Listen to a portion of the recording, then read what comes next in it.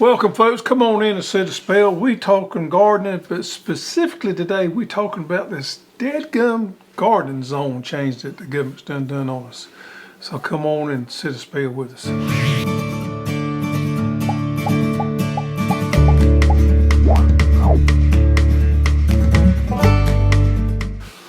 Thank you for joining us, man. The government has done run out there and changed up our zones. This happened out of the blue. Out of the blue. Didn't tell nobody about 3 or 4 weeks ago, and then just changed it on us. And we come into work when they didn't change their zone all up.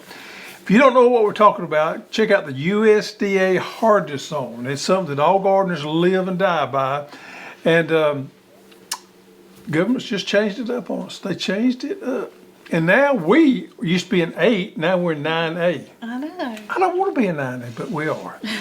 And you know, I first got word of this that morning, somebody showed it to me. It upset me a little bit because I thought they'd went and done something beyond their control. But after doing a little digging and researching, I made a little digging. It's okay. It's okay. It's okay. I understand it more now after we researched a little bit. And we're going to be talking about that today.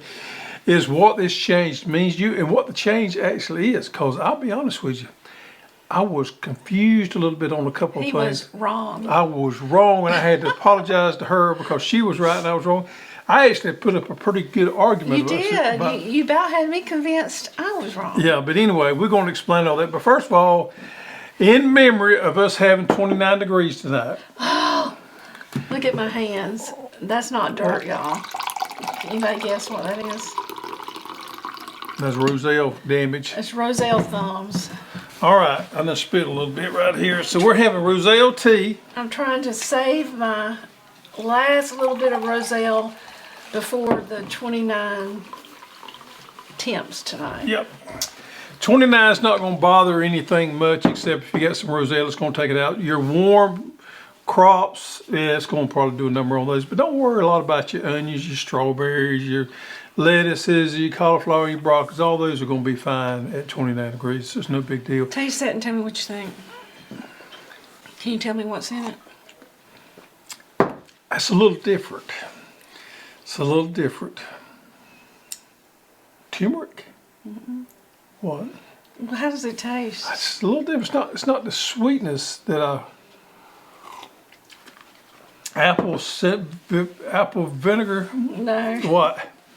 That fermented garlic, honey. Yes, that's the honey I use. Yes. You would have never known that. Yes. So what do you taste?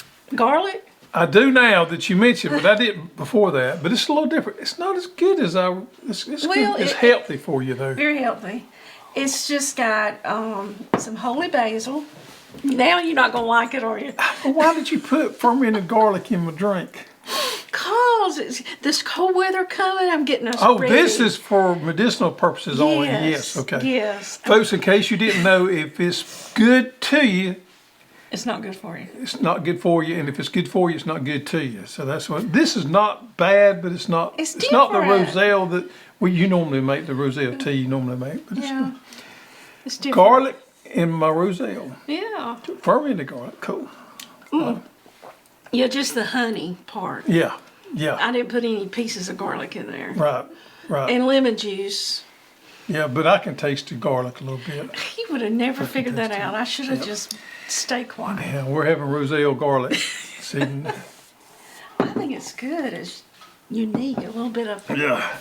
All right, so I got something for you to try. Oh, no. All right, you always have me try stuff. This, folks, right here is an edible flower that we've started carrying, and it's my first time growing it. If you didn't know this, folks, edible flowers is all the rage right now.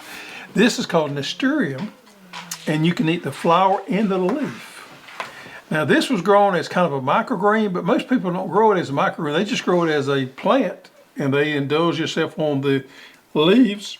What's it supposed to taste like? And the flowers. Now, there's no supposed to, it does. And I want you to try and give me your honest opinion on that. Is that not different? Wow. Ooh, it's a little spicy. It's peppery. Yes, it's got some spice to it. If you want to liven up your dish a little bit, it's good. Very peppery.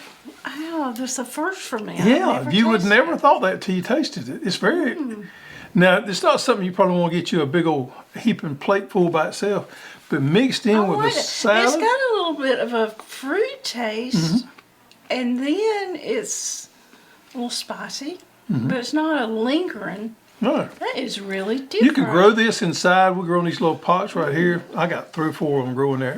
I like And then you could grow them and also let them flower out. If you're going to let them flower out, you probably don't want to plant them as thick as what I did, these right here. And you can enjoy the flowers as well. Are they good for you? Of course they are. Now, you didn't look that up? No, I didn't look at it. They got to be good for you. One more thing while we on growing, folks. Y'all know this time of the year I'm all about growing indoors because you can grow so much. Look at these beautiful lettuce right here.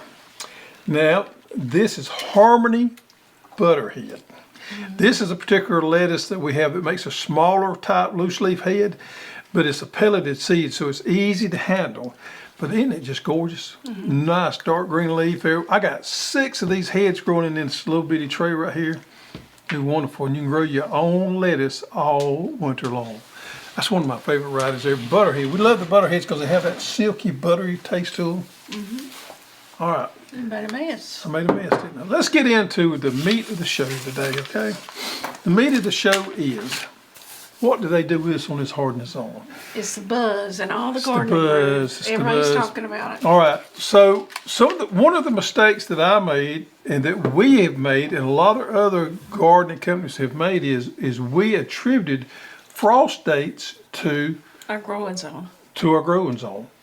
If you Google that, when's the last frost date of zone 6 or zone 7, you're going to come up with a chart there that somebody's put up there, but really and truly it doesn't have anything to do with Hardiness Zone. Hardiness Zone and last and first frost date are separate. What is the hardiness zone? What does it mean? Hardiness Zone, and I didn't look up the definition, is going to be, you correct me if I'm wrong, okay? The average lowest temperature of your area, is that correct? It's a zone on the map that identifies the average annual extreme minimal temperature. That's a mouthful. Say that again. The average extreme minimal temperature. Okay, so basically what that means is you can look Drawn from, it's one data point over 30 years. okay. So every 30 years they redo this. They did it in 2012 and they just redone it. That's not 20 years, that's 11 years. Right? Oh, they pull from the 30 years. I got you. So they redo this about every 10, 12, 15 years and they pull back from 30 years. I got you. And so the reason the zones changed is there was some skewed data in there. Not really skewed, it was true data.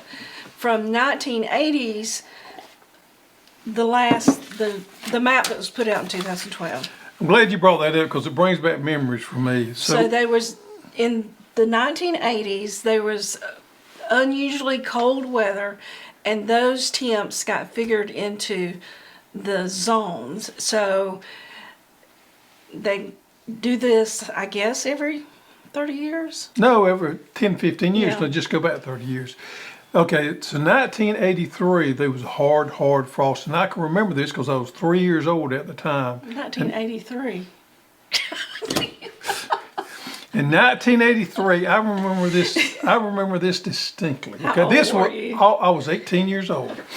And this will always be a memory. You know, you always have this memory. Mm-hmm. It was 10:30 in the morning, and it was 8 degrees here. I vaguely remember. You remember that? Vaguely. How old you were in 1983? 17. Yep.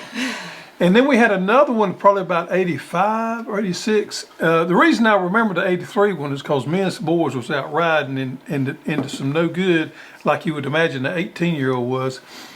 And we was back there on the field, was riding through the woods, and we bogged down, got truck stuck. And all we had on was just a light jacket. Oh. We didn't anticipate bogging down. And we had to walk out in the woods probably about 3 miles to a fella's house.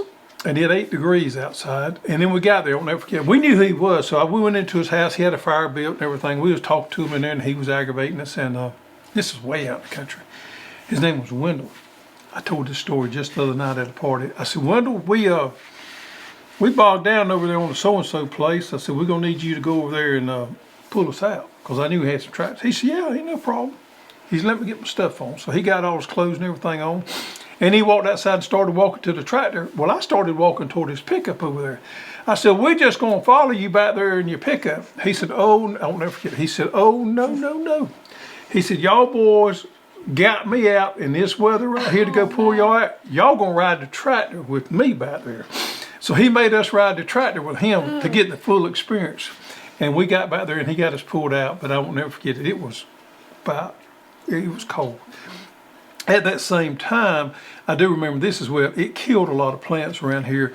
Plants in our landscapes such as pittosporum, a lot of our trees, the bark busted on them, but a lot of the plants in the landscapes got killed because they was not acclimated or should be planted in that hard of a freeze. And after that, we started seeing a lot of people putting junipers. Junipers took off, if you know what a juniper is, took off to be a big thing because junipers are very cold tolerant.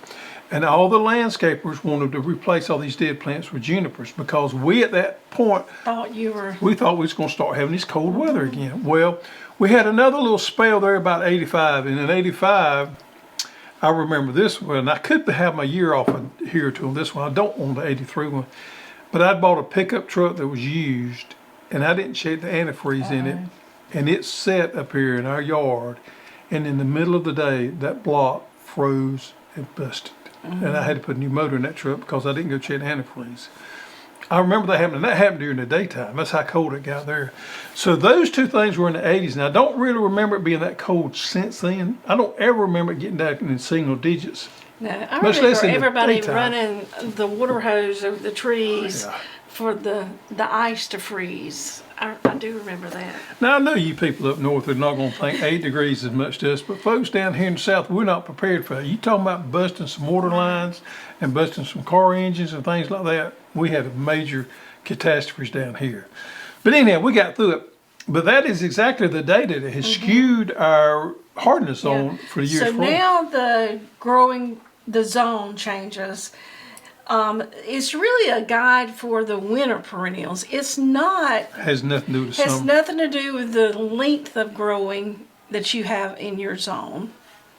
It's strictly to do with the perennial, the winter perennials, the fruit trees, the ornamentals that you can grow in your area. So when you're out looking for perennials or fruit trees, you're looking to see how hardy they are, what can they go down to, and you look at your zone to match that up. And we see it all the time, especially if we go to a garden center or anything like that. They'll have these little tags, and on the tag they'll have good in zone 6, 7, and none 8. of that's changed. The garden centers don't have to change anything. No, because that didn't change. It was That did actually not the change. move of the map that changed. And the weird thing is, we're here in South Georgia. If you look at that map, it dips down, and people in the same area over there in Alabama and Mississippi are still in zone 8. It's just us and this little Well, and if you go to the website that we named earlier, and we'll put a link in the description, the map is really cool now because it's like a 3D map, and you can actually drill down and see your house. And in some of the zones, one neighborhood is like 3 different zones. Yeah. And that website, folks, if you just Google USDA Hardiness Zone, it'll come up there. You just want to make sure you're on the USDA site there, because a lot of people, including us, have borrowed some of those images and things and put them on our website. And I'm assuming we've changed ours. I'll need to check and see. Do we have a lot to change because of this? We had some of our growing guide, we had to change a few things on there. So we did change a few things there. Yeah. We're in zone 9A now. So it opens us up to a few more growing options that maybe you thought you couldn't try before. Yeah, and this thing's always a gamble, because who knows? We're just going off strictly data here. You know, I want to get upset at the government because we always think the government's messing with us, but they're going off this data here. And look here, I lived through the 80s. I know for a fact, before somebody goes off on this tangent here, it was way colder in the 80s, and it's been since then. And they're predicting a cooler winter this winter. We never know what's going to happen. We're just But- strictly going off data. But according to the data, we can grow warmer. I mean, we can grow more things now than we used to could. Yeah. And think about citrus trees. We have citrus trees here now. Of course, I know there've been some breeding with some of the citrus trees to make them more cold tolerant than they have in the past. 25 years ago, you didn't ever see a citrus tree growing here. We Not got in lemon Georgia. trees, we got grapefruit, we got orange trees growing here now. We got all kind of things. So Yeah, and another thing, the number of weather stations they used to make this map in 2012, it about doubled what they used for this one. So what does this mean for everybody? It simply means that you may be able to grow different plants now that you did in the past. If the zone changed for you, it didn't change for everybody. That's the reason I would tell you to take a look at it, because some people just simply didn't change for. It did change for us. So in the past, we have talked about a lot of times first frost date and last frost date. We talk about this all the time because this is important information to know your growing season. How long is your growing season? When do you need to plant things and things like that? In the past, we've made a mistake of tying that to your USDA Hardiness Zone, because we would say, okay, What if you- zone are you in? if you're in zone 9, I'm gonna give you an example. And you go back and watch some of our videos and we did this. If you're in zone 9, you need to plant so-and-so now. Well, the reality is it's necessarily tied to your hardness zone. We use that as a common thing there. If you want to find out your true frost dates, let me see if I can find it here. I found it earlier. You go to a website called the NOAA, I think I got it, NOAA, N-O-A-A, and we're going to put this down below, National Centers for Environmental Information. And this is the government agency that is responsible for getting your first and last frost date. I think, if I'm not mistaken, I looked at this morning, you can put your zip code in there and it tells you your first and last frost date there. That's important information. To me, it's Because that's just, your growing season. it's just as important as your hardness zone is. However, they're not related. So our average frost date for where we live is November 22nd. Now, I argued the fact with you the other night that this hardness zone had an effect on that. Well, it don't. You was wrong. I was wrong. Wrong. I said if it threw us in a different zone, then it was going to throw us in a different, but it doesn't. So that's not going to change. So it's not going to change a whole lot for you. It is going to change a little bit for you. So take that into consideration. It's nothing to get, really upset about. I Your don't think. feathers ruffled about. Feathers ruffled about. We're going to still grow our own food and we're going to still be successful. Change a couple things. Just like potatoes. We're still going to plant our potatoes at the same time. We're still going to plant our onions at the same time. So there we have it. We're in zone 9A now. I don't like the way that sounds, but we are. All right, and let me tell you something else we're going to do. We're going to give you a little flavor, beans. We've got Christmas coming up on some Christmas gifts today, what a couple of our picks are. And I thought you people may find this interesting because we always have trouble buying gifts for everybody. So Mama Hoss picked out one. I've actually got two. I got a bonus one there. Oh, So give everybody your choice for a good Christmas gift. Okay. One of my favorites is the complete fermentation kit. And what I like about it is it has everything in it that you need. It's got the pickle pipes, the pebbles, the packer, a little recipe book, everything you need. If you don't get this, but for one other reason, ferment you some carrots. It's worth Yeah. that for nothing. You just finished up my last carrots. Oh, I love those fermented carrots. Yeah. I can't wait for some more. Yep. Now, I have two too. Oh, you do? Yeah, now think about it. Okay. If you have that gardener that you just can't figure out what to get for, or homesteader, homemaker, you can always do a gift certificate and let them pick out their own. Yep. All right, so I've got two, but my first one here is going to be a bonus one, okay? Now, the reason I call it a bonus is because this is nothing we sell. I'm going to give you one that we do not sell that you can get that I think makes a perfect gift. I've actually ordered a few of these extra to give away as gifts this year.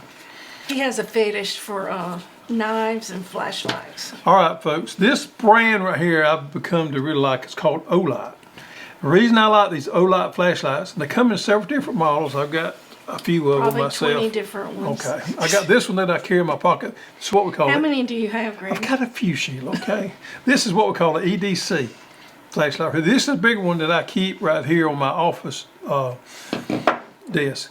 What I like about these is they got rechargeable batteries in them because I hate picking up a flashlight and the battery being dead. It irritates me worse than anything.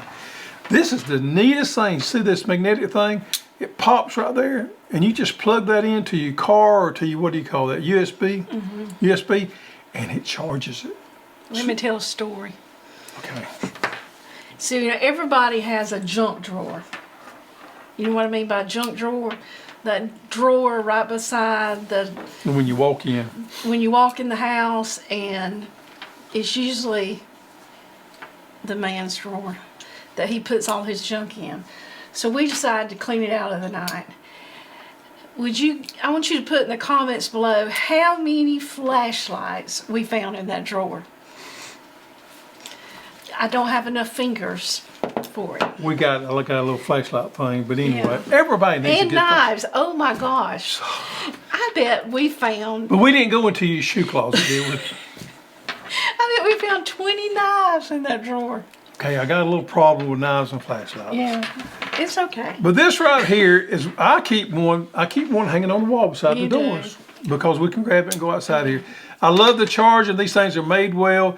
Now, we'll tell you this right here. I'm not crazy about their website because I did order one time and they made a mistake and sent me the wrong one. I had a really hard time getting them to send me the right one. So I buy all mine off Amazon. That way, if you do have a problem, it's easier to take care of the return or whatever. Buy it off Amazon. Olight is a good flashlight that I think anybody would enjoy. I think everybody could get a lot of use out of it. The bigger ones and the smaller ones. Anyhow, this has got the carry case with it. Enough of my bonus Christmas present. I bought 6 of them. As gifts, okay? As gifts. I'm going to give them away as gifts. You had enough spares you could have gave away as Give my gifts. spares away. All right, here's the hod. Now, I'm going to tell you something, folks. We sell these things like crazy. I walked by there this morning, going to get one of these, and we were out in one warehouse, and I had to go to the big warehouse and get some more to replenish for up here. This right here is probably the most popular Christmas item that we sell, and we sell these by the droves this time of the year right here. And I tell you this right here, if you don't know what to get somebody, I can promise you can get them a hod. I've never heard one person complain about getting a hod for a Christmas present. You can use it for groceries, for vegetables. Yeah, it's just pretty. Yeah.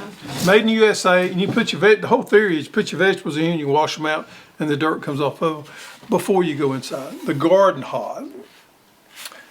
And it's not that expensive. I think it's around $50, $60, somewhere in there.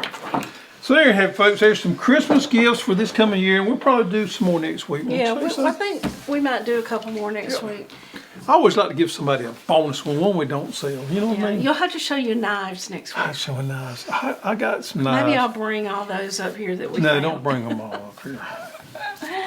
All right, folks. So the old goat is on vacation. Yeah, the old goat takes a vacation every Christmas. And he gets somebody to fill in for him. This year, who's got filling in?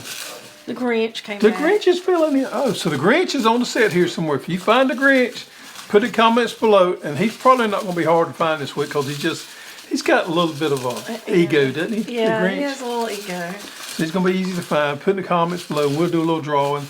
And last week's drawing was for the old goat. And the winner is? Winner is Bart Sexton. Bart, good deal, buddy. Send us That your name sounds familiar. send us your information to custserve@hosstools.com, Bart, and you will get, if I can get without causing an issue here, Yeah. these world famous Get Dirty socks. Bart, you will be the talk of the town, walking around with your britch legs rolled up, wearing these Get Dirty socks. Everybody will be envious of you. So send us your information, and we'll get them shipped out there to you. Folks, if you don't, like Mama Hall said, we got gift cards, gift certificates on sale, but we got them for sale. Yeah, you can just, there's an item on the website and we'll email you the actual gift card. Or the code. And If you want a actual gift certificate, just let us know and we'll email you a gift certificate so how long is the old goat going to be on vacation? till the first of the year. And he's coming back? I hope he's spending time with the family, I'm assuming. Yeah. Yep. All right, folks. Glad you was able to join us, and we had a good time talking about the Hardiness Zone. Hope you understand a little bit better. Nothing to get really worked up about. Let us know if yours changed or didn't change and what you think about it. Yep. And Christmas is a coming, so Got my red shirt on. got your red shirt on. I'm getting in the Christmas spirit a little Got bit. the Christmas decor going on here. Yeah. Anyway, thank you for joining us. Now it's time for you to get outside and get dirty.